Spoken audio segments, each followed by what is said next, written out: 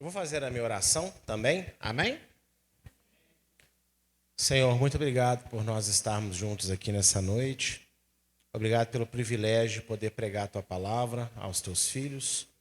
Que o que eu vou falar aqui hoje possa ser relevante para a vida deles, para o nosso crescimento espiritual e também para aqueles que posteriormente vão assistir essa gravação. No nome de Yeshua, Teu Filho amado, amém e amém. Meus irmãos, eu senti no meu coração de falar nessa noite com vocês o seguinte tema: vivendo como filhos da luz. Amém? Vivendo como filhos da luz. E nós vamos nos atentar principalmente hoje ao texto que está em Efésios, capítulo de número 5. Então eu vou aconselhar você a marcar esse texto, porque se você me acompanha, né, se você tem o hábito de me ouvir pregar, você sabe que um texto que eu escolho, não fico só nele, né? Eu dou umas passeadas de vez em quando, e aí esse texto será o principal para nós hoje. Nós vamos lendo ele aos pouquinhos, amém? E aí nós vamos destrinchar esse texto juntos. Ao todo será, se eu não me engano, até o verso 7, mas nós vamos ler ele pausadamente. Até o verso 8, aliás. O verso 1 vai dizer o seguinte: portanto, sejam imitadores de Deus como filhos amados. E eu tenho uma pergunta para fazer para vocês refletirem. O que é ser imitador de Deus? Deus, ele é o ser que tudo pode, que tudo cria. Ele é o dono do poder, não é assim? Aleluia. E aí, como que a gente imita Deus? Então, será que a gente pode sair fazendo tudo que a gente quer também, sair criando as coisas por aí? E eu coloquei aqui o seguinte: imitar a Deus é refletir o caráter dele nas atitudes diárias, honrando-o pela nova vida que ele concedeu no seu Filho Yeshua HaMashiach. Então, o que é imitar a Deus? No meu dia a dia, na minha vida, no meu cotidiano comum, tudo que eu fizer, eu tenho que fazer tal como, se Deus estivesse ali, ele também faria. Literalmente é isso. Aí você pensa assim: poxa, mas como assim? Yeshua não é Deus conosco? E ele se fez homem, sim ou não? Então ele teve uma vida normal, ele foi criança, ele cresceu, ele estudou, ele trabalhou, ele comia, ele bebia, ele se relacionava com pessoas, ele dormia, não é isso? Então, Deus se fez ser humano através do seu Filho. Então, assim como ele viveu, ele pecou em alguma coisa? Não. Então, ele veio para nos mostrar que é possível viver nesse mundo sem pecar. A gente tem muito hábito de falar assim: santo é só Jesus. Mas ele falou para a gente ser santo também. Não quer dizer que nós vamos conseguir ter o mesmo nível de perfeição que ele o tempo todo. Mas significa que, já que ele mora em nós, é possível que a gente tenha uma vida um pouco melhor do que a gente leva às vezes. Então é totalmente possível que a gente tenha ações que reflitam quem ele é. Então, em tudo que fazemos, Deus quer ser glorificado. Afinal de contas, quem criou a vida? Quem criou o planeta Terra? Quem criou tudo que está aqui? Quem criou a gente? E onde que Deus nos colocou? Então, é possível viver no planeta Terra fazendo a vontade de Deus o tempo todo, sim ou não? Claro que sim.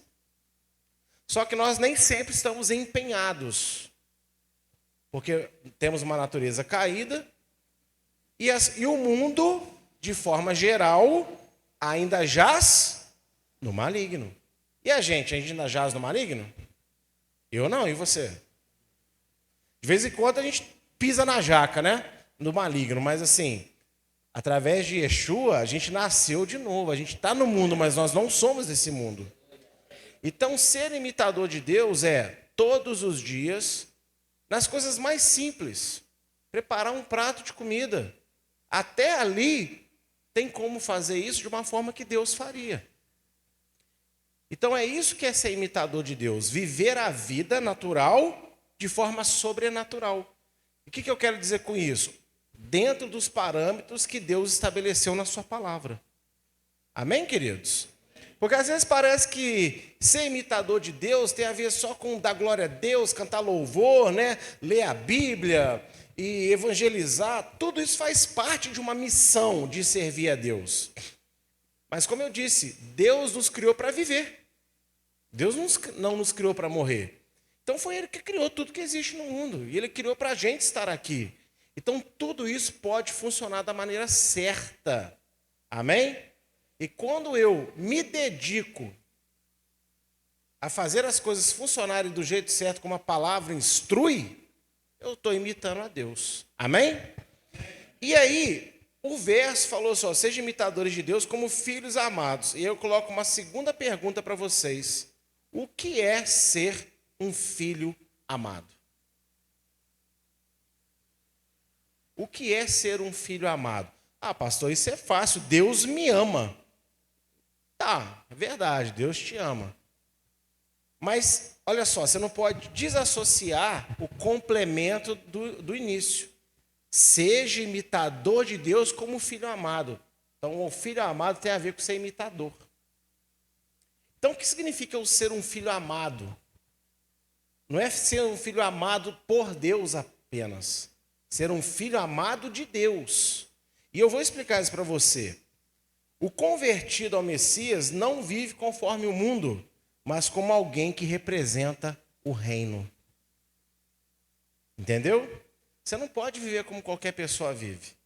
Você representa algo. E algo muito maior que o próprio mundo. Você representa o reino de Deus. Por onde você vai, o reino de Deus vai com você. Se você se comporta como qualquer outra pessoa se comporta, fala como qualquer outra pessoa fala, reage como qualquer outra pessoa reage, você está representando um Deus que é separado? Se você é comum, você não é santo, porque santidade é isso, é ser separado, é ser diferente. Deus é santo, Ele é separado do que é comum. Ele criou o mundo, mas Ele não age como um mundo caído, Ele é Deus. Então, eu como filho de Deus, como filho amado, eu preciso de, então, representar não só a Deus, mas a tudo que Deus representa, que é o seu reino. E você tem vivido dessa maneira? Primeiro, imitando Ele e representando Ele em tudo que você faz? Porque esse é o objetivo de Deus para a sua vida. As pessoas, às vezes, se atentam muito ao chamado ministerial. Ah, qual será que é o meu chamado? Será que eu vou ser pastor? Será que eu vou ser ministro de louvor? Será que eu vou ser evangelista? Isso vai encontrar o seu lugar na sua vida. Diga amém. Agora, adianta eu ser pastor e não imitar a Deus? Adianta eu ser pastor e não representar a Deus, não representar o reino de Deus com a minha própria vida?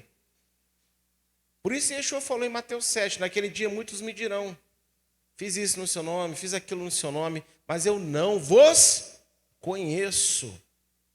Porque cargo não salva. O que salva é uma vida íntegra com Deus. E um filho amado que imita o seu pai e representa o seu reino, esse será salvo. E aí eu quero mostrar para vocês um versículo para isso, que vai sintetizar essa explicação, que é Lucas capítulo 14. João capítulo 14, verso 22 ao 23. Olha só o que vai dizer. Então Judas, não Iscariotes, disse a Yeshua, por que razão o Senhor se manifestará a nós e não ao mundo? Olha para mim um instante. Está vendo? Ó? Existe uma diferença aqui. Ó. A gente não está falando da manifestação da salvação, uma manifestação diferente. Ele vai se manifestar só aos discípulos, não ao mundo. E aí o Yeshua vai responder, verso 23. Yeshua respondeu, se alguém me ama, guardará a minha palavra, e o meu Pai o amará, e viremos para ele e faremos nele morada. Então, o que é ser um filho amado de Deus? É aquele que guarda a palavra de Deus conforme o Filho de Deus ensinou. Deus ama a humanidade, Deus ama o mundo de tal maneira, não é isso? Só que aqui a gente não está falando do amor de misericórdia.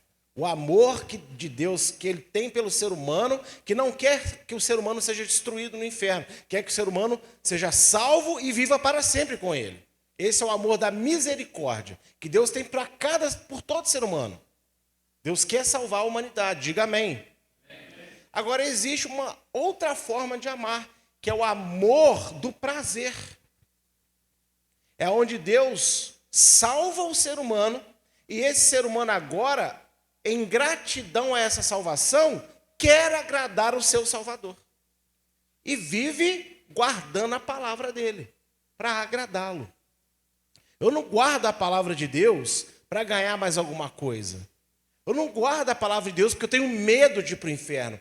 Eu guardo a palavra de Deus porque eu amo Deus que me salvou. E Ele me salvou para ser dele, para viver para Ele.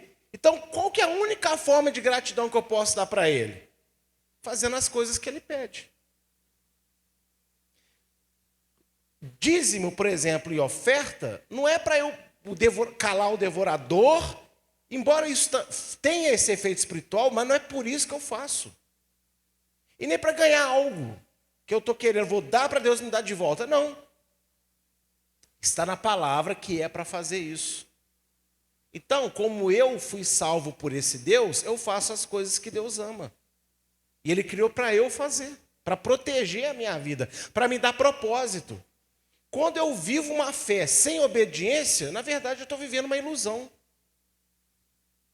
A marca de que você é nova criatura é a sua obediência.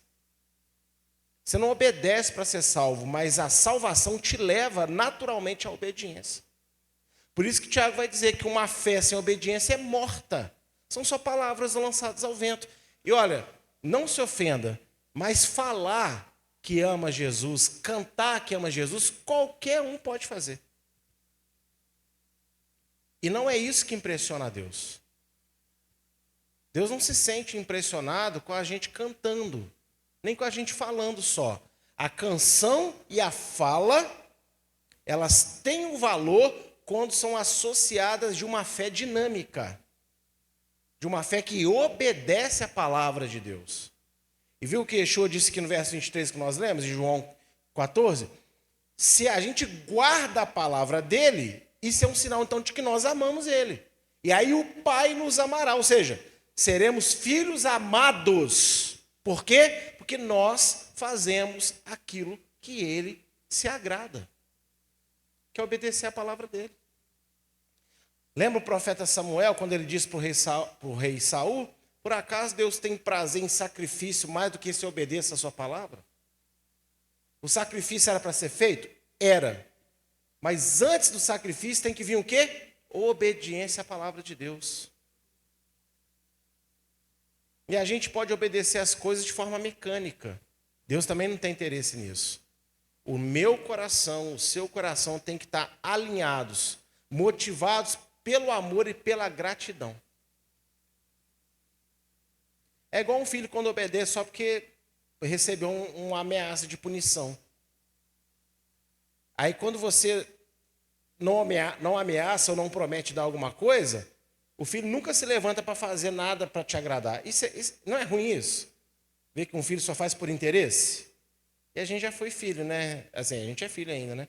Então a gente de vez em quando faz, né? Pois é.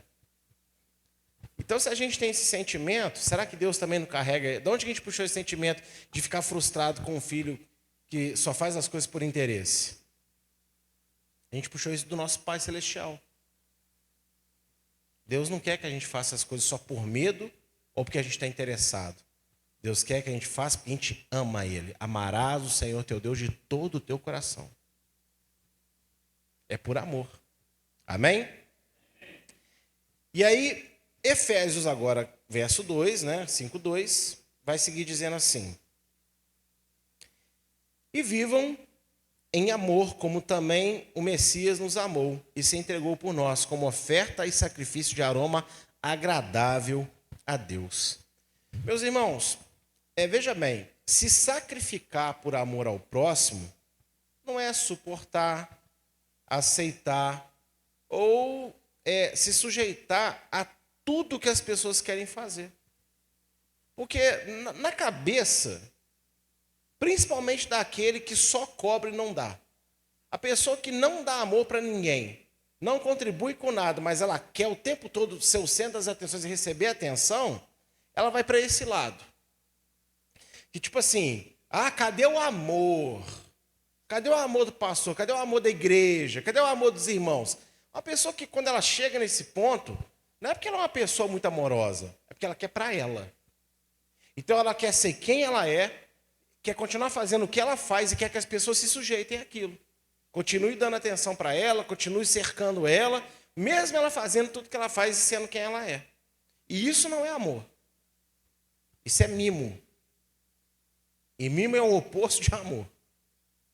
E veja, amor, é cultivar um bom relacionamento com as pessoas, de forma altruísta, ou seja, você não faz para ter recompensa, você faz porque é bom fazer. E sem interesse. Você não quer nada em troca. Você faz porque Deus te amou assim, então você agora ama as pessoas assim também. E aí, nessa construção de relacionamento com as pessoas, você vai exercer compaixão. Você vai servir essas pessoas, mesmo que seja difícil servi-las. Às vezes chega um ponto que não é mais possível, porque a pessoa não te dá espaço, não te dá acesso, então você não pode forçar a barra. Mas, às vezes, a pessoa te dá acesso para você servir ela, para você ter compaixão dela, mas não quer dizer que vai ser fácil também. Às vezes o acesso é difícil. Existe o acesso, mas o acesso é difícil. Então, isso é viver em amor. Nós construímos, alimentamos e sustentamos o nosso relacionamento uns com os outros, baseado não no que nós sentimos pelos outros, porque o nosso sentimento pode nos trair. Vai ter dia que você vai olhar atravessado para mim, vai ter dia que eu vou olhar atravessado para você, vai ter dia que vocês vão olhar atravessado uns para os outros. E se a gente basear no que nós estamos vendo e sentindo, a igreja não dura um ano. Nós temos que pautar a construção desse bom relacionamento olhando para como o Senhor nos ama. E Ele falou sobre isso. Novo mandamento vos dou. Amai uns aos outros como eu amei vocês. Então eu tenho que amar o meu semelhante, o meu próximo, assim como ele me ama. E olha só, vamos aprender um pouco sobre esse amor de Deus. O amor de Deus fala não. O amor de Deus fala basta. Deus amava ou não amava Moisés? Claro que sim.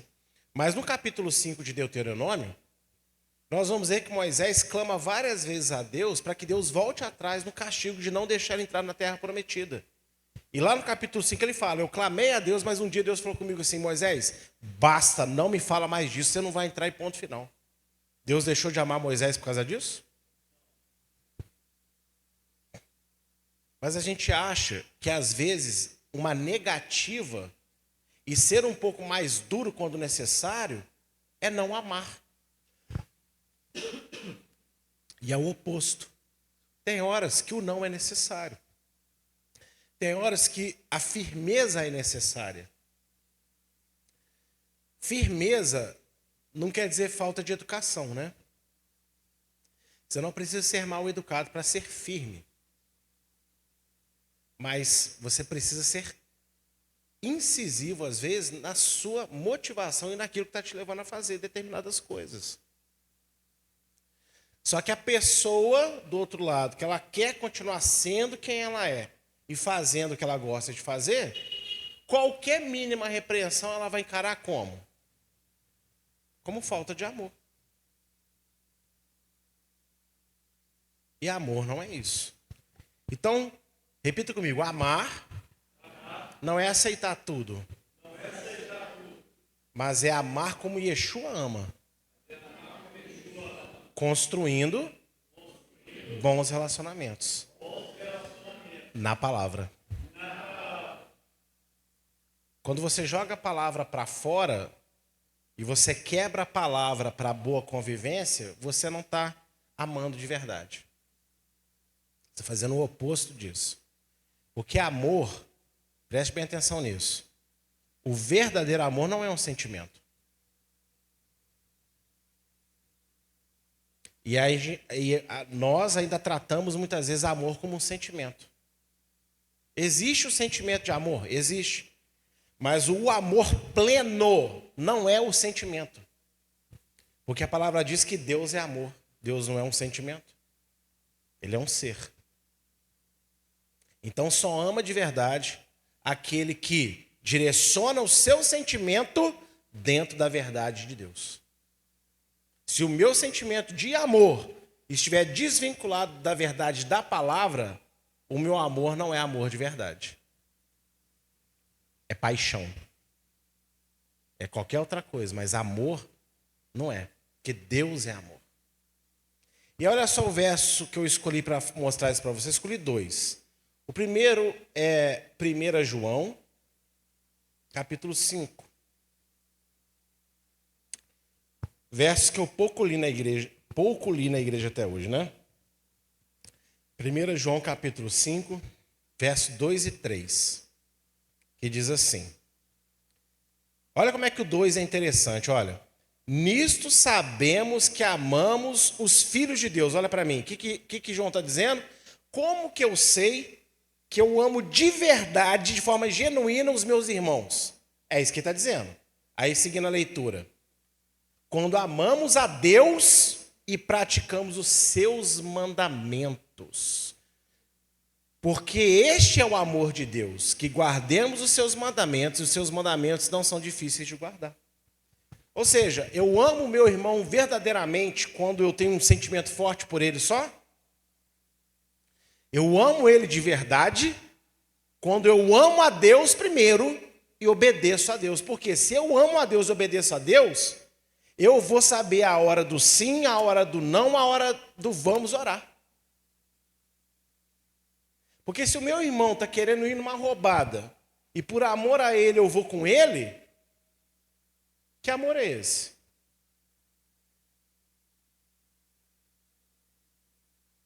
O verdadeiro amor vai falar: meu irmão, peraí, isso não está certo. A palavra de Deus diz o oposto. Não, mas você é meu amigo, você tem comigo. Eu falo, não, peraí, não. Por amor você não vai. Está entendendo o exemplo? Então, o verdadeiro amor é quando, primeiro, Deus está acima. Se eu coloco Deus abaixo, então eu não amo de verdade. Inclusive, Yeshua disse que isso também é perigoso, pode fazer a gente perder a nossa salvação, né? Ele diz o quê? Se você amar mais o seu pai, sua mãe, seus filhos, mais do que a mim, vocês não são dignos de mim. Então, quando que eu amo vocês de verdade? Quando, primeiro, eu amo a Deus e eu guardo a palavra dele. Que aí tudo que eu fizer por vocês vai estar pautado na verdade. Se está pautado na verdade, está pautado em Yeshua, porque ele é a própria verdade. Assim como o amor não é, o verdadeiro amor não é um sentimento, verdade não é uma informação que você estuda. Verdade é o Filho de Deus. E aí um segundo texto que eu também escolhi para mostrar sobre essa questão do amor. Se eu sou filho da luz, eu tenho que aprender a amar de forma correta. Eu vou lá em Salmos. E hoje em dia, tem muita gente se afastando das pessoas porque elas estão difíceis. Mas veja que se afastar e viver no quadradinho do eu sozinho, não é amor. Então, Jimson, eu gosto muito do ter o meu momento. Eu gosto de ficar sozinho, eu gosto. Eu tenho até que vigiar, porque eu gosto muito de ficar sozinho. Gosto de ficar no meu cantinho. Mas eu gosto de conviver com as pessoas. Eu gosto de ficar sozinho, mas eu não quero viver sozinho. Entende a diferença? Eu gosto de ter o meu momento, a minha privacidade. Mas eu não quero ficar aprisionado na minha privacidade ao ponto de não ter pessoas perto de mim. E tem gente que está vivendo dessa maneira, afastado de tudo e de todos. Igreja não é um lugar para você vir, igreja é um lugar para você conviver, ter comunhão. E a gente só vai ter comunhão na igreja quando a gente passar a fazer as coisas de Deus juntos na igreja. Aí isso vai se estender para a nossa vida de forma natural. Amém? Olha o que diz o Salmo 133, verso 1 e 2. Ó, como é bom e agradável viverem unidos os irmãos. É como o óleo precioso sobre a cabeça, qual desce pela barba, a barba de Arão, e desce para a gola das suas vestes. O sumo sacerdote, ele era ungido com óleo especial, que não podia ser usado para nenhuma outra coisa que não fosse consagrar o tabernáculo. Mas veja que esse mesmo óleo, ele podia ser usado em qualquer pessoa, mas podia ser usado aonde? Em quem?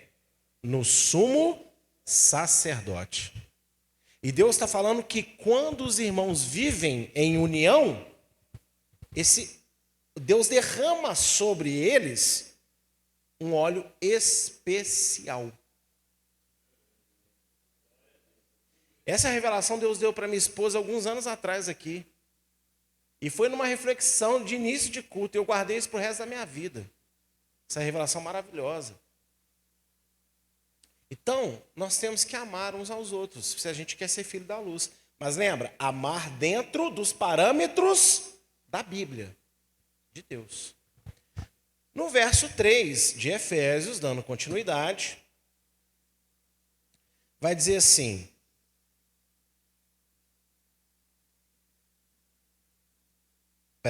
tá aqui. Que a imoralidade sexual e toda a impureza ou avareza não sejam nem sequer mencionados entre vocês, como convém aos santos. Meus irmãos, o chamado dos filhos de Deus é viver de forma a refletir uma alta pureza moral. Deus quer isso da gente. E tem crescido pregações, tem crescido postagens e músicas que meio que levam a pessoa a se sentir confortável no seu estado de pecado. Ela pode continuar pecando, ela pode continuar fazendo as coisas erradas, que, olha, Deus sabe que ela é fraca e no final Deus ama ela mesmo assim. Se a gente não virar a chavinha desse pensamento ruim, pode ser que muitos dentre nós estejamos correndo um risco muito sério de estarmos tendo o nosso nome apagado do livro da vida. Porque Deus não salvou a gente para continuar impuro. Deus salvou a gente para ser purificado. Vocês entendem isso?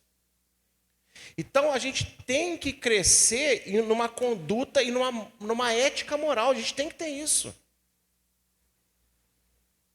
Para a gente ter uma ética moral elevada, a gente tem que evitar prática que vai descaracterizar e desabonar a identidade do santo que nos santificou.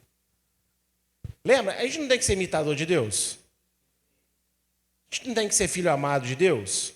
Então a gente tem que fazer o que Deus faria e representar o seu reino.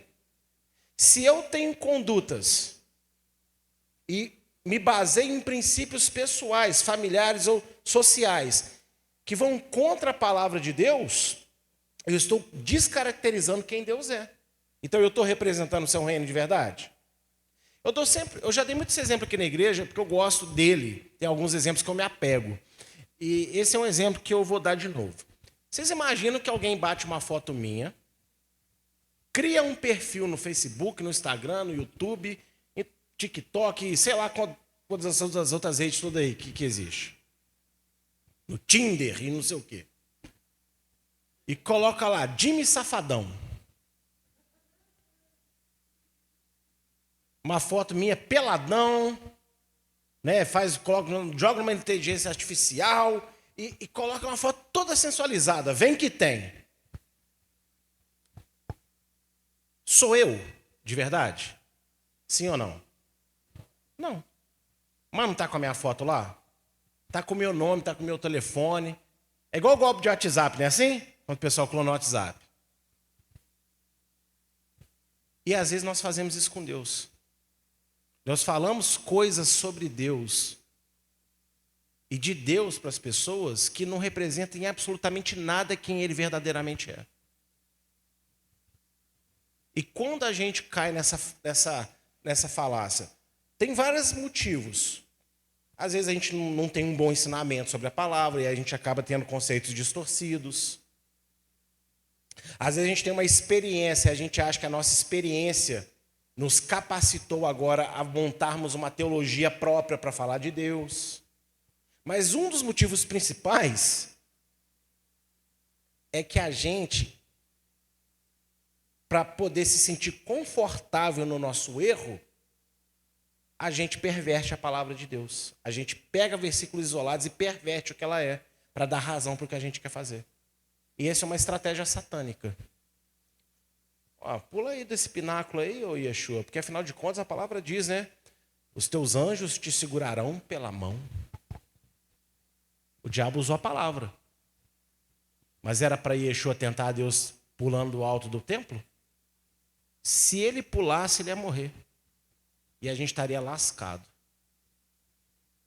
Porque não era para isso que Deus mandou ele ir lá. Para tentar Deus. Então, quando nós temos comportamento, morais, que são só nossas, são historicamente brasileiras, mineiras, juiz-foranas, é da sua família, está no sangue, mas aqui, a partir do momento que você aceita Yeshua, espiritualmente foi feita uma transfusão em você. Você tem sangue de cordeiro correndo nas suas veias aí agora. Então você não tem que viver mais segundo a tradição da família. Você não precisa desrespeitar ninguém. Mas você tem que agora se apegar à cultura do reino. Amém? E a cultura brasileira, ela é muito sexual. Roupas curtas, roupas transparentes. Inclusive, nós vamos instituir aqui na igreja uma ata sobre roupas.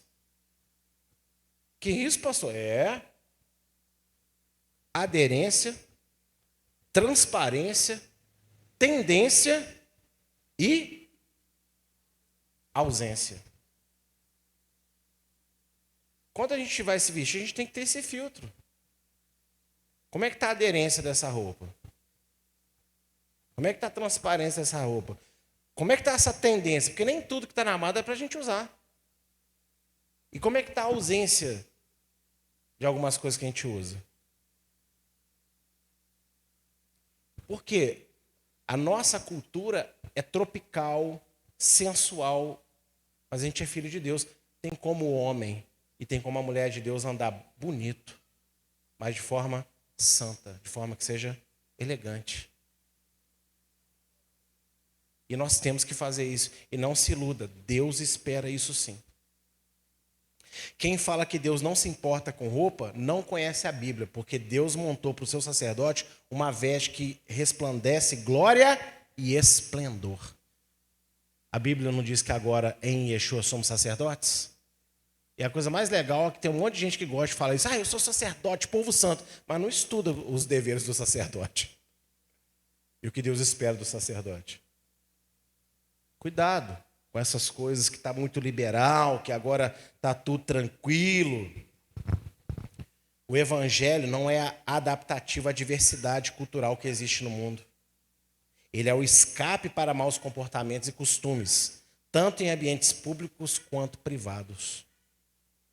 Outra coisa que eu tenho visto muita gente falar, que o evangelho se adapta. Não, negativo. O evangelho não se adapta a nada. E o evangelho ele vem a nos arrancar daquilo que nós estamos adaptados e que é uma cultura mundana. A forma de levar o evangelho, as estratégias mudam com o passar do tempo. Porque a gente vive numa realidade de hoje que não é a realidade de 2000 anos atrás. Eu não posso chegar falando para uma pessoa do evangelho uma linguagem, uma forma que há 2000 anos atrás era falado. Inclusive, um exemplo bem prático disso para você. Quando nós falamos, por exemplo, do oleiro que há em Jeremias, a maioria dos jovens hoje não entende bulhufas o que isso significa. Você tem que explicar o que é um oleiro. Tem que explicar aqui com uma roda de moenda. É comum para as pessoas isso hoje? Em alguns lugares do mundo, sim. Se hoje a Bíblia estivesse sendo escrita, preste bem atenção, a linguagem seria assim, porque Deus é como um influencer. Que isso, pastor? Que blasfêmia é essa? Não é blasfêmia, não. Deus usou a linguagem que era comum para o povo daquela época. Se a Bíblia estivesse sendo escrita hoje, Deus usaria o que é comum para as pessoas hoje. Então a Bíblia estaria sendo escrita uma linguagem que levaria em conta o celular, a internet. E aí talvez daqui a 200 anos iam ter que explicar para as pessoas lá o que era celular, porque até lá, sei lá o que vai ter. Então, a forma de levar a mensagem se adapta, mas a mensagem é a mesma. Porque Deus não muda, Ele é o mesmo ontem, hoje e será eternamente. Então o Evangelho não vai se adaptar aos nossos caprichos. O Evangelho vai arrancar de nós os nossos caprichos e vai, com amor e delicadeza, nos adaptar à verdade do reino. É isso que o Espírito Santo faz. Ele vai nos adaptando dia após dia a uma cultura que não pertence a esse mundo, mas uma cultura que é dos céus. E a qual nós vamos viver para sempre. Amém? Então, ele diz que sequer sejam mencionadas as imoralidades. Então, vamos tomar cuidado com o que a gente fala, com o que a gente menciona. Porque nós, brasileiros, nós somos brincalhões. Eu sou muito brincalhão também. Brasileiro é debochado por natureza, não é verdade? A gente é debochado por natureza. Tudo bem, não tem problema a gente ser debochado, brincar e tal, mas a gente tem que tomar cuidado. Nem tudo convém a gente falar na nossa boca. E aí, isso se completa se nós formos aqui no verso 4 e 5 do Efésios 5.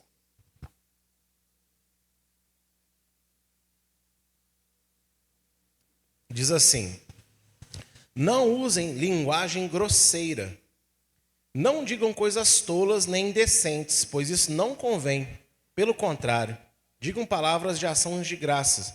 Fiquem sabendo disso, nenhuma pessoa imoral, impura ou avarenta,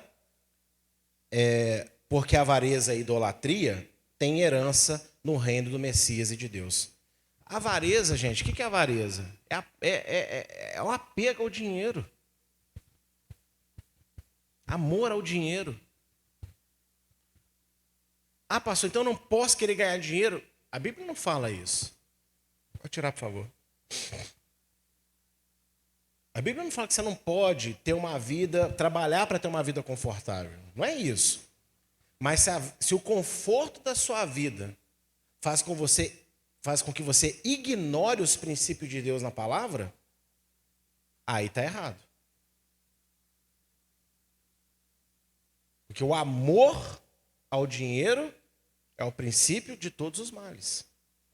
E aqui, Paulo ele foi mais duro, né? Ele compara o amor ao dinheiro com o quê, gente? Com a idolatria. E eu garanto para você que nenhum outro pecado é pior do que idolatria. Você não vai ouvir falar de imoralidade sexual em todos os livros da Bíblia. Na maioria tem. Idolatria, não há um livro sequer que não há uma citação da negativa de Deus. Idolatria é o top do top. Porque, inclusive, o pecado sexual é uma idolatria também. Idolatria do desejo. A idolatria é o pior. E aqui Paulo está comparando o amor ao dinheiro com a idolatria. E está dizendo o quê? Que quem tem amor ao dinheiro não vai ser salvo. Olha só que perigo. Ah, não, pastor, o senhor está forçando a barra. O que Yeshua disse? Por isso é mais fácil entrar um camelo no buraco de uma agulha do que um rico entrar no reino dos céus. O rico é salvo? Sim, mas são poucos. Olha como é que é sério aqui esse texto. E olha, deixa eu falar uma coisa. Esse verso 5, 4 e 5 começou dizendo não usem linguagem grosseira, né? A forma da comunicação revela o caráter e a fé do comunicador. Vou repetir. A forma com que nós nos comunicamos vai mostrar para Deus e para as pessoas quem eu sou e o que realmente eu creio. Por isso que me dá um desespero intestinal quando hoje eu vejo os nossos jovens falando de uma forma completamente sem temor, sem pudor nenhum, às vezes, com Deus.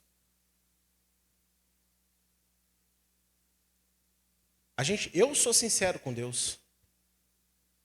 O pastor Vitor já me acompanhou muito nessa vida, em visita, em oração. E ele sabe que eu falo com Deus abertamente as coisas que eu estou pensando. Mas aqui, eu não falo de qualquer jeito. Eu não estou falando com qualquer um, estou falando com Deus. Então, assim, Deus respeita a simplicidade. Amém? Você não precisa ser um imortal da Academia de Letras da Sociedade Portuguesa. Você pode falar da forma simples que você fala. Mas não é qualquer... Tem palavra que você sabe que não é uma palavra legal. Tem gíria que você sabe que não é boa coisa. Aí você vai falar dessa forma com Deus? E aí fica a dica. Se você não pode falar com Deus, você deveria estar falando mesmo? Deveria ser comum ao seu... O que é isso? Do nada, né?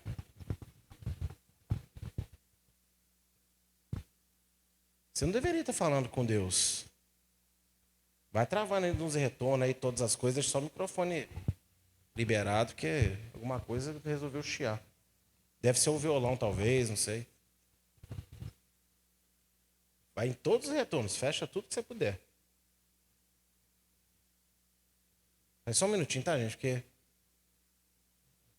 chiado, maléfico.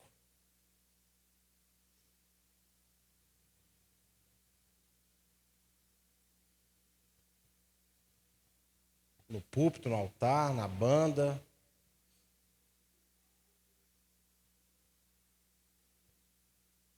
Cruzes. Deixa só o microfone aqui do... Não, mas aí você não fecha o retorno, não. É para fechar as coisas dentro do retorno, senão eu não me ouço. Ei.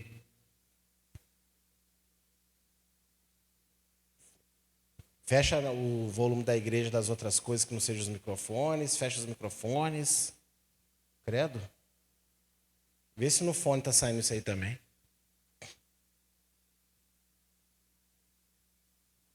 Que loucura, que cheira maléfica, do nada, né? Tá saindo também no fone? Só aqui, então? Ah, deixa isso aí, então. Bom, desculpa, tá, gente, mas eu sou assim, esse barulho assim, o que é isso? Né? Perto é concentração. Então, olha só. Mesmo que você tenha um vocabulário tão simples, você tem que falar com Deus as coisas certas. E como eu disse, se você não pode falar com Deus uma expressão, uma palavra, você não deveria estar falando isso também. Porque você não representa Deus? Você não tem que ser imitador de Deus? E, amado, se a gente não pode falar com Deus, complicado.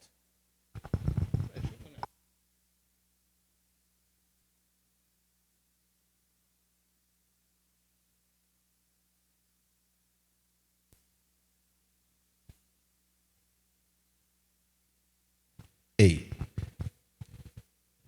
Então toma cuidado com o que você fala, como você fala, coisas indecentes, coisas tolas. Gente, tem gente que fala tanta bobagem. E eu já presenciei tanta falta de noção, às vezes, numa conversa, numa rodinha. A gente tem que ter um pouco de consciência. Tem brincadeira que não é cabível às vezes. Dá um exemplo. A gente está fazendo alguma coisa aqui na igreja. Seja o que for. Aí pessoas trabalharam, se dedicaram, não é verdade? para aquilo acontecer. Aí alguém chega brincando que está tudo uma porcaria, está tudo ruim. Você machuca as pessoas. Talvez tenha gente no meio que esteja um espírito reclamando, aí começa a reclamar mesmo. Então a gente tem que tomar cuidado com essas coisas. Porque tem conversa que é tola. Tem coisa que é imoral, tem coisa que é indecente. E olha, deixa eu falar de uma expressão que tem me incomodado. Eu tô montando um artigo, já tem 5 páginas. Tem uma música que é legal, mas essa frase eu não consigo cantar na música. Eu teria que mudar essa frase para cantar essa música aqui na igreja. Que é por ele que eu estou gastando a minha vida. Já ouviram? Você sabe o que significa a palavra gastar? Gastar é desperdício. Ah, não, mas no contexto... Não, eu não sou burro. Eu entendo qual é o contexto que o autor fez a música. Mas em nenhum outro aspecto social... essa expressão tem esse sentido de coisa positiva. Uxe. Ué, mas a bateria se liberou sozinha do nada? Uau! Ué? Enfim. Aí vejam bem. A língua portuguesa é tão rica. Tem tantas palavras que poderiam ter sido usadas na música para dizer assim, é por ele, né, que é nele que eu estou investindo a minha vida. Agora, quando você coloca a palavra gastar, gastar é prejuízo. Gastar é desperdício. Não há sentido positivo para essa palavra. A gente não pode se acostumar a falar qualquer coisa, porque, não, mas como é para Jesus. Não. Porque uma pessoa que, presta atenção, não a pessoa que compôs, mas quando nós acostumamos a mudar os sentidos da palavra para deixar bonito uma coisa, a gente daqui a pouco está pervertendo a própria Bíblia. E não precisa, por que gastar a vida? Se gastar é ter prejuízo, é desperdiçar. Vamos usar as palavras certas. Deus não precisa dessa santificação de linguagem. Porque tem coisa que nunca vai ter um sentido positivo. Então, vocês estão entendendo o que eu estou querendo dizer para vocês com isso? A gente tem que tomar cuidado, gente, com as expressões. E hoje está todo mundo muito assim, não tem problema não, pastor, é chatice. Não é chatice minha, não. Daqui a pouco a gente está falando outras coisas também que não tem nada a ver, porque no contexto gospel significa isso. E lembrando, eu sou uma pessoa que tem inteligência minimamente razoável. Eu entendi a intenção. Mas não quer dizer que ela é boa. E aí, para nós terminarmos, e eu vou dar uma segunda parte na semana que vem, dessa palavra, vamos lá no Salmo de número 2. É um salmo bem interessante, outro dia eu li aqui no início de culto. Mas olha só o verso de número 11, o que vai dizer? Sirvam a Adonai com temor e alegrem-se nele. Fala, alegrem-se nele. Olha para mim, a Bíblia está mandando a gente ter alegria. E, gente, a palavra hebraica alegria, simra, não é assim um sorriso de canto de boca. Não, é aquela coisa eufórica mesmo. A Bíblia está mandando a gente ter euforia por Deus, ou seja, aquela coisa, sabe, aquela festa mesmo. Agora, olha como é que termina o versículo. Com tremor. Ou seja, sejam empolgados por Deus, mas sem banalizar as coisas. É literalmente isso. E a nossa geração, como é uma geração que banaliza a autoridade, eu sou da época do senhor e da senhora ainda. Eu não consigo chamar uma pessoa idosa de fulano, não. Eu chego respeitosamente e falo, dono, senhor, dona fulana. Eu peço bem, eu não fazia isso, minha mãe não me ensinou assim, mas depois de crescer e converter, eu falei, peraí, está errado. Eu peço bênção aos meus pais. Eu vou falar uma coisa, entenda. Eu e o pastor Vitor, a gente é amigo há anos. Há anos. O pastor Vitor, inclusive, é mais velho que eu. Só um pouquinho, né? Só um pouquinho. Seja o dia que for, a hora que for, o senhor está, o senhor vai, o senhor pode, que é princípio de autoridade. E sabe por que as músicas hoje, por exemplo, falam muito de Deus, chamando ele de você? Existem contextos que não tem problema nenhum você falar com Deus você, porque a língua pede isso. E tu, historicamente falando, é uma forma pobre de falar você, mas é você. Agora vem cá, o tempo todo você chama Deus de você e não de Senhor? Porque Yeshua diz lá em João, vocês me chamais mestre e Senhor, e fazei bem, porque eu sou. É tipo um leão na jaula. Alguém já foi no zoológico, já viu um leão? Ou já viu filmagem de um leão? Eu já vi. O tratador, ele pode entrar na jaula, sabia? O leão está acostumado com ele. Aí um dia o tratador pensa, esse leão come na minha mão. Chega assim no rabo do leão, vai, leão! Pá! Dá um tapão no rabo do leão, morreu, acabou. Porque ele esqueceu que apesar do leão estar acostumado com ele, que ainda é um leão. Leão não leva desaforo para casa de ninguém. Nem de outro leão. E a gente esquece que Yeshua é o leão da tribo de Judá. A gente pode entrar na jaula, entende? A gente pode fazer carinho nele. Mas peraí, ele é um leão. Alegrai-vos, mas com tremor. Então, como filho da luz, tome cuidado com a forma que você fala. Como eu disse, ninguém precisa sair daqui para casa amanhã e tem que comprar um dicionário, porque não é isso que eu estou falando. Não é sobre isso. É sobre dentro do que você tem de palavras no seu vocabulário, no seu crescimento, na sua formação, você falar com Deus de uma maneira apropriada, dando a Ele a devida autoridade. Se você for convidado para almoçar com o Lula, vamos lá. Mesmo que seja o Lula, você vai chegar lá chamando ele de Lula molusco? Vai? Não. Você vai falar com ele como aquilo que ele é. Senhor presidente. Se você for numa audiência, você vai chamar o juiz de cara?